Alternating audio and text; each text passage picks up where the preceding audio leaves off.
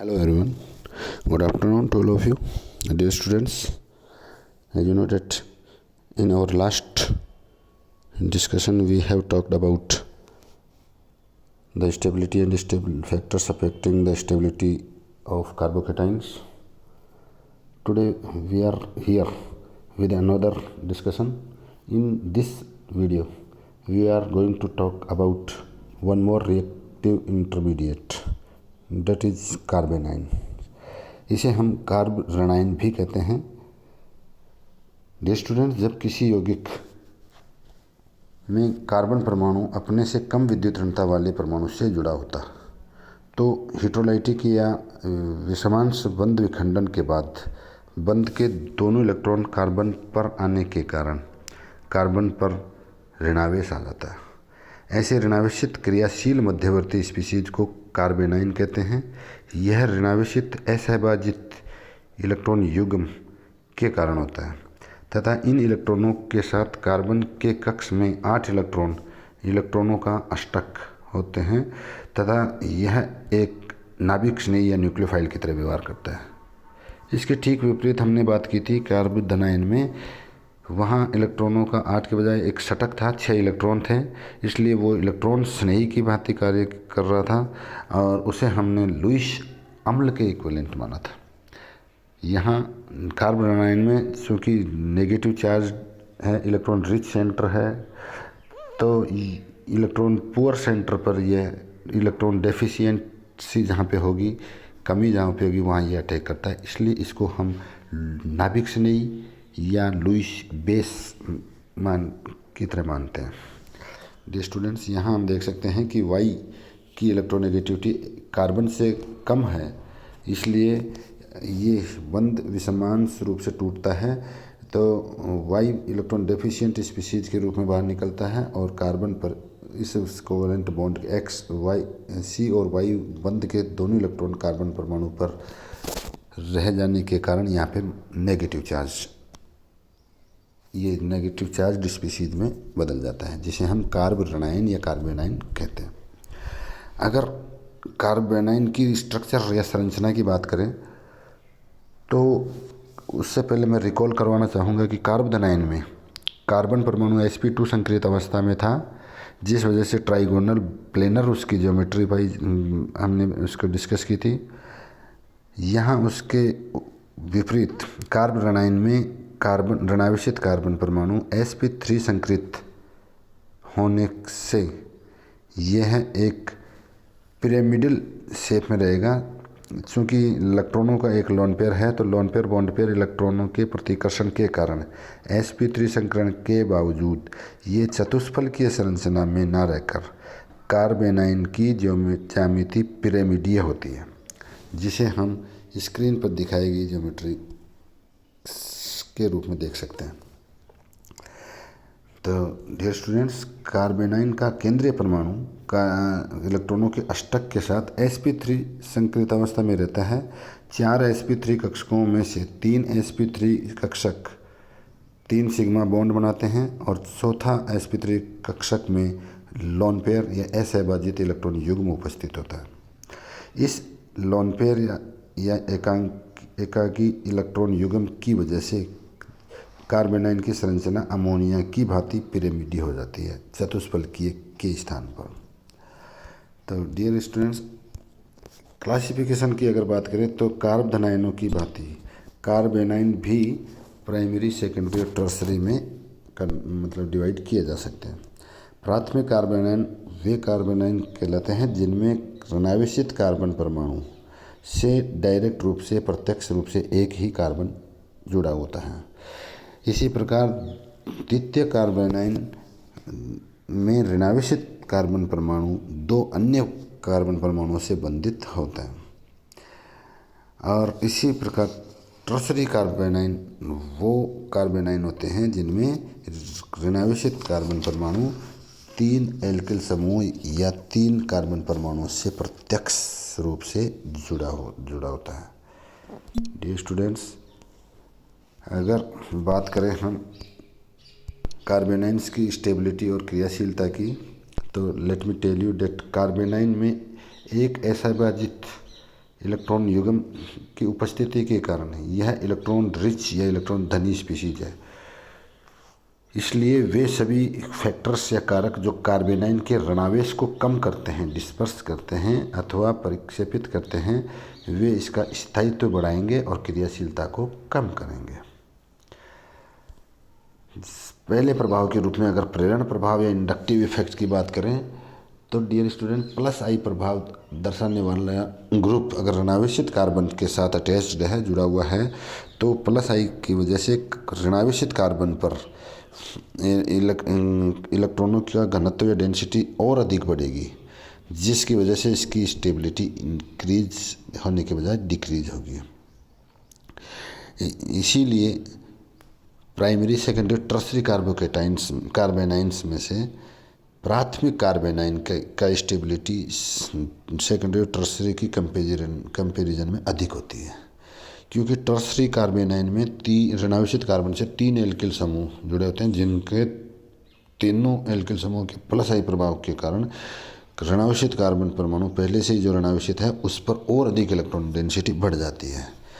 तो चार्ज आवेश का एक्यूमुलेशन या आवेश का एकत्रण यहाँ ज़्यादा होने से तृतीयक कार्बोनाइन सबसे कम स्टेबल होता है। इसके विपरीत अगर माइनस आई प्रभाव दर्शाने वाला कोई ग्रुप ऋणावेशित कार्बन से जुड़ा हुआ होता है तो ऋणावेशित कार्बन से इलेक्ट्रॉन डेंसिटी को वो विथड्रॉ करता है, वहाँ से हटाता है, कम करता है, चार्ज या आवेश का उदासीनीकरण करता है, आवेश का परिक्षेपण या डिस्पर्सन करता है। तो आवेश में यहाँ पे कमी, जैसे जैसे माइनस आई प्रभाव दर्शाने वाले ग्रुप्स की संख्या बढ़ेगी वैसे वैसे ऋणावेशित कार्बन पर एकत्रित चार्ज डेंसिटी में कमी आती है, जिस वजह से उसकी स्टेबिलिटी या स्थायित्व भी बढ़ता है। फॉर एग्जांपल, अगर ऋणावेशित कार्बन से फ्लोरीन, क्लोरीन और ब्रोमीन और आयोडीन ये हैलोजन समूह जुड़े हों तो चूँकि फ्लोरीन की विद्युत ऋणता या माइनस आई प्रभाव अन्य हैलोजन से अधिक होता है, इस वजह से यहाँ पे चार्ज डिस्पर्सन सबसे ज़्यादा होगा, आवेश का परिक्षेपण सबसे ज़्यादा होगा। तो फ्लोरो परमाणु से जुड़ा हुआ कार्बोनाइन सबसे ज़्यादा स्टेबल होगा। डियर स्टूडेंट्स, अगर दूसरे फैक्टर के रूप में हम अनुनाद या कॉन्जुगेशन प्रभाव की बात करें तो जब कार्बेनाइन के संयुग्मन या कॉन्जुगेशन में कोई पाई बंध उपस्थित होता है तो कार्बेनाइन के असहभाजित इलेक्ट्रॉन युग्म का परिक्षेपण या डिस्पर्सन पाई बंध के साथ होता है, जिससे विभिन्न अनुनादी संरचनाएं बनती हैं, फलस्वरूप कार्बेनाइन का स्थायित्व बढ़ जाता है। इसीलिए एलिल और बेंजिल कार्बेनाइनों का स्थायित्व एल्किल कार्बेनाइनों के सापेक्ष अधिक होता है, जो इसकी संरचना में उपस्थित पाईबंधों के कारण होता है। अनुनादी संरचनाओं के कारण कार्बेनाइन के ऋणावेश का परिक्षेपण उसके स्थायित्व को बढ़ाता है। फॉर एग्जांपल, अगर एलिल कार्बेनाइन की 2 अनुनादी संरचनाएं जो बनती हैं उनको हम देखें तो यहाँ पे ऋणावेशित कार्बन और पाई बंध के बीच में अनुनाद होने से ऋणावेशित कार्बन दूसरी अनुनादी संरचना में डबल बॉन्डेड या असंतृप्त बंध से जुड़ जाता है और उससे जो माइनस आवेश पहले नंबर पे था तो अब वो तीसरे कार्बन पर शिफ्ट होता है। तो आवेश का परिक्षेपण यहाँ होने से ये इसका स्टेबिलिटी अधिक होती है। इसी प्रकार बेंजिल कार्बेनाइन की अनुनादी संरचनाओं को हम हमारी स्क्रीन पर देख सकते हैं। पाई बंध और असहभाजित लोन पेयर इलेक्ट्रॉन युग्म के बीच जो कॉन्जुगेशन है उसे हम इन अनुनादी संरचनाओं के माध्यम से देख सकते हैं। जाहिर सी बात है, इन अनुनादी संरचनाओं के कारण बेंजिल कार्बेनाइन की स्टेबिलिटी भी अधिक हो जाती है, बढ़ जाती है। डियर स्टूडेंट्स, एक और जो स्टेबिलिटी को अफेक्ट करने वाला फैक्टर है वो है संकरण का प्रभाव। तो इसके रिगार्डिंग अगर मैं आपको बताऊं तो कार्बेनाइनों के स्थायित्व पर संकरण का भी प्रभाव पड़ता है। केंद्रीय परमाणु के संकरण में एस लक्षण बढ़ने से, एस करैक्टर बनने से असहभाजित इलेक्ट्रॉन युग्म देने की प्रवृत्ति घटने लगती है, अतः इसकी क्रियाशीलता कम हो जाती है और स्थायित्व बढ़ जाता है। फॉर एग्जाम्पल, अगर CH3 ये मेथिल कार्बेनाइन है जिसमें sp3 संकरण होने से एस करैक्टर से केवल 25% है। तो यहाँ एस लक्षण इसमें सबसे ज़्यादा होगा। और अगर CH2 double bond CH minus ये कार्बोनाइन हो तो उसमें sp2 संकरण होने से यहाँ एस करैक्टर 33% होगा। और अगर sp संकरित किसी कार्बोनाइन की बात करें तो इसमें एस लक्षण 50% होता है। तो एस लक्षण यहाँ CH ट्रिपल बॉन्ड कार्बन इसमें सर्वाधिक एस लक्षण होने से एस करैक्टर अधिक होने से, चूँकि एस कक्षक नाभिक के जस्ट पास में होता है तो इस पर नाभिक का इफेक्टिव न्यूक्लियर अट्रैक्शन फोर्स ज़्यादा लगता है। इस कारण से इलेक्ट्रॉन रिलीज कम एक्सटेंट में होता है, इलेक्ट्रॉन कम मात्रा में वहाँ से निकलता है। इसी वजह से इलेक्ट्रॉन देने की प्रवृत्ति कम होने से इसकी क्रियाशीलता कम हो जाती है और स्टेबिलिटी बढ़ जाती है।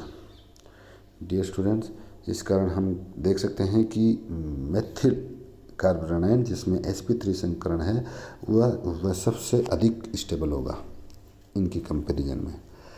कार्बोनाइनों के निर्माण की अगर विधियों की बात करें तो इसे हम निम्न 2 विधियों के माध्यम से देख सकते हैं। एक, कार्बन से एक परमाणु या समूह को हटाकर जिसकी विद्युत ऋणता कार्बन की तुलना में कम हो। सेकंड मेथड है सार के द्वारा प्रोटॉन की एब्जॉर्प्शन से एब्स्ट्रक्शन से। प्रोटॉन एब्स्ट्रक्शन का भी हम इस अभिक्रिया में देख सकते हैं।